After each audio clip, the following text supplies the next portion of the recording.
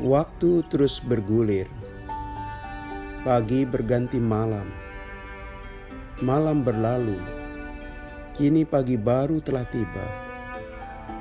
Selamat pagi ibu bapa, opa oma, dan saudara-saudaraku yang baik.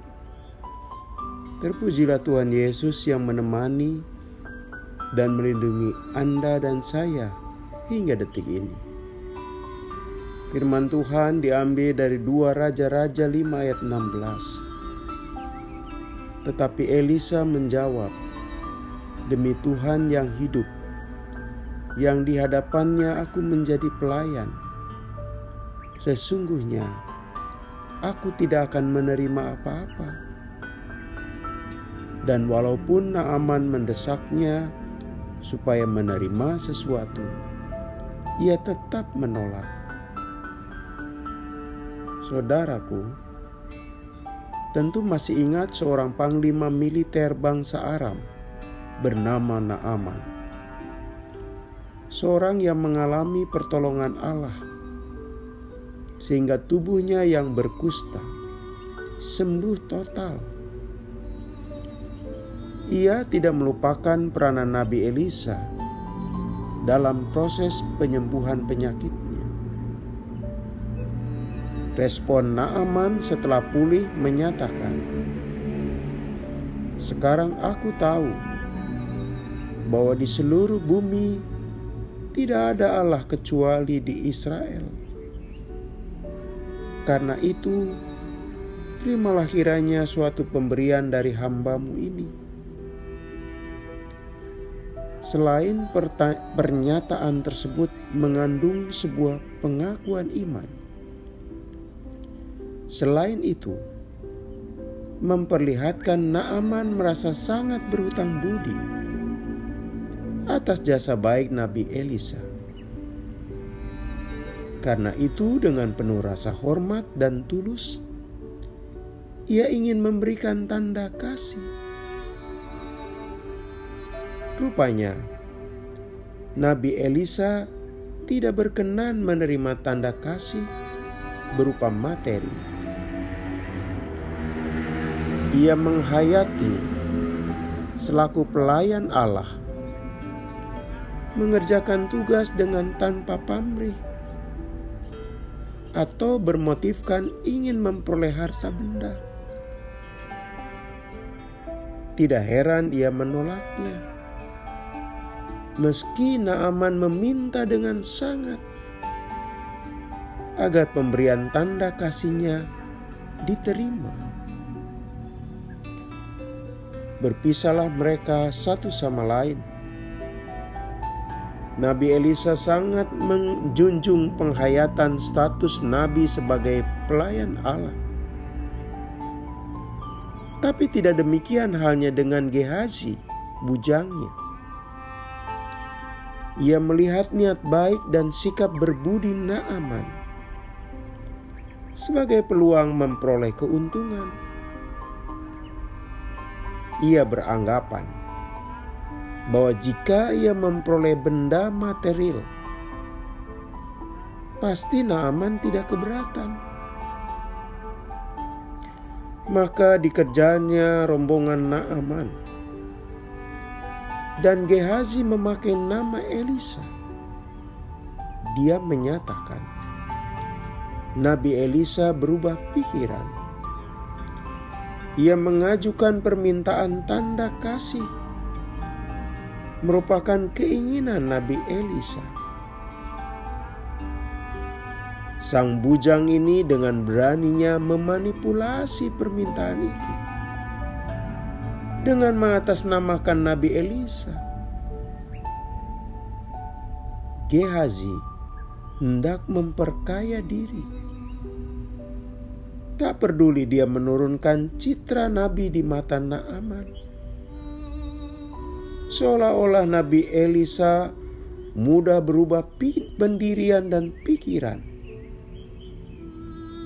Meski buat Naaman, dia sendiri tetap tidak berkeberatan jika harus memberi 2 talenta perak dan 2 lembar pakaian.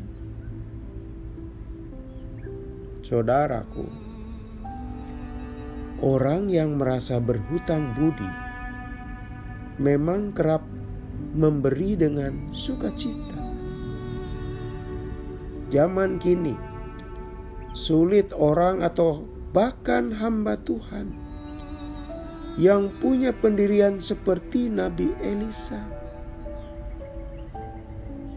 Jika diperdebatkan, memang sepintas kelihatannya jika mau menerima hadiah itu tidak salah. Itu bukan suap, bukan pula pemerasan. Itu pemberian tulus. Lalu pertanyaannya, mengapa Nabi Elisa menolak? Saudaraku, di belakang penolakan pemberian itu, pasti Nabi Elisa punya pendirian dan nilai yang ingin dijaga. Ia tidak mau jatuh pada kebiasaan mau melayani karena ada target memperoleh harta duniawi. Nabi Elisa tidak mau motif meraih material menjadi dasar melayani.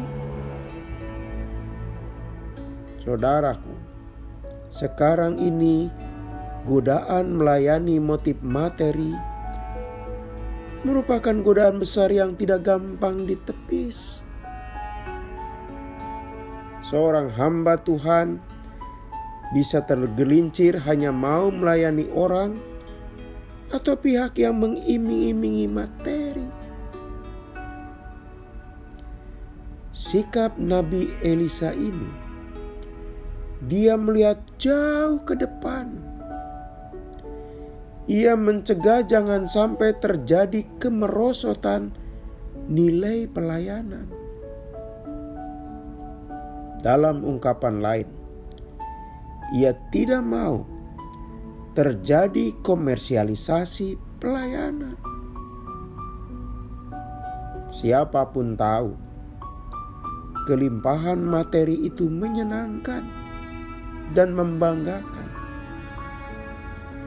Sikap Nabi Elisa bisa berfungsi sebagai refleksi agar para pelayan Tuhan kembali kepada cita-cita dan niat awal melayani.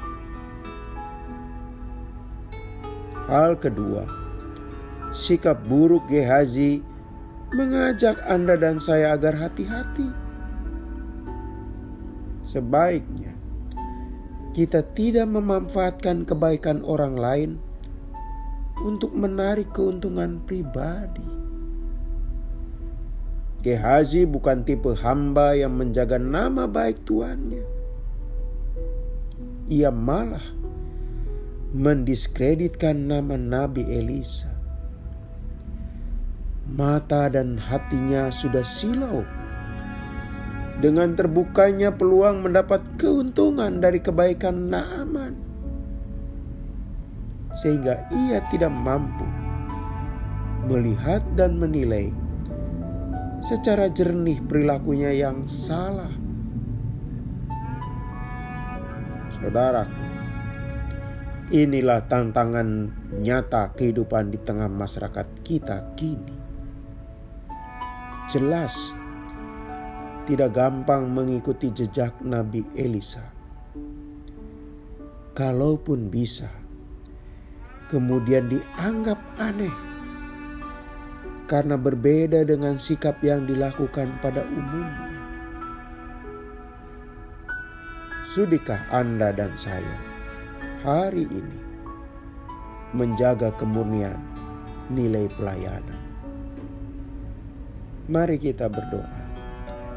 Tuhan, karuniakan keyakinan bahwa dengan hidup yang takut kepada Tuhan, Engkau mencukupkan kebutuhan hidup kami, sehingga kami tidak jatuh dari hal yang benar dengan mengeksploitasi kebaikan orang lain.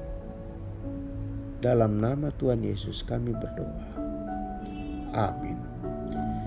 Selamat pagi saudara-saudara. Tuhan Yesus memberkati. Masih bersama Pendeta Supriyanto. Selamat beraktivitas.